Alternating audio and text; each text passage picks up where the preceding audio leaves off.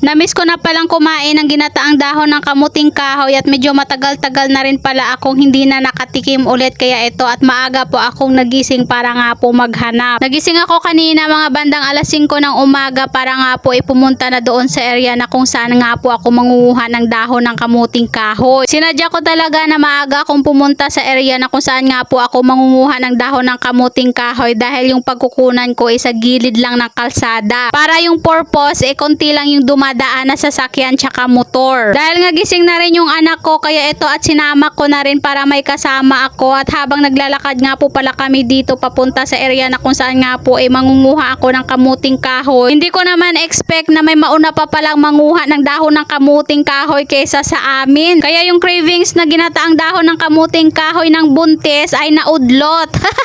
Nung nakaraang araw ko nga pala planong manguha ng talbos ng kamuting kahoy doon kaso nga lang hindi natutuloy yan tuloy at naunahan ako.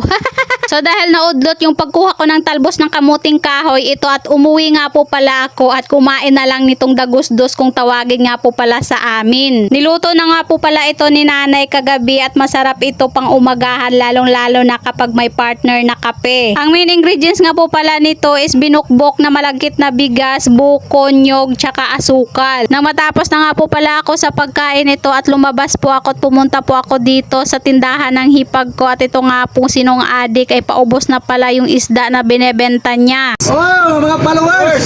Galing pa ka muna, iwanon! Ano para, iwanon?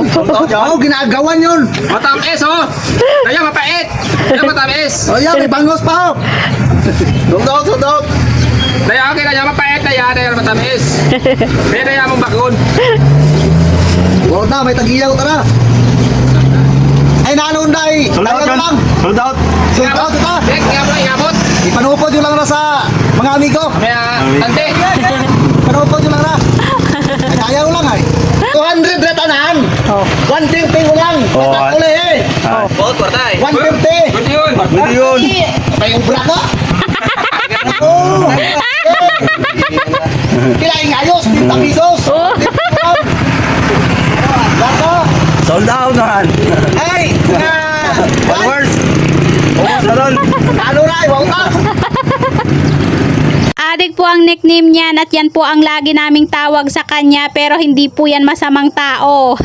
Nagtanong nga po pala isa sa followers ko kung araw-araw nga po pala may display na isda dito sa pwesto niya. May time po na sunod-sunod na araw meron po siyang binebentang isda at may time din po na wala. At mga bandang alas 9 ng umaga ito at nagluto nga po pala ako ng puto cheese na kung saan ay order po pala ito sa hipag ko. Nagluluto at gumagawa nga po pala siya ng iba't ibang pagkain kaya sa mga gustong ayaw na mapagod sa mga selebrasyon ninyo abay mag-order na kayo sa kanya. Lalong-lalo na kung may trabaho ka tapos ayaw mo na magluto at ayaw mo na mapagod ay magpaluto ka na lang, order ka na lang sa kanya. Ito nga po pala yung account niya sa Facebook at wag na po kayong mahiya na mag-message sa kanya para magtanong ng presyo.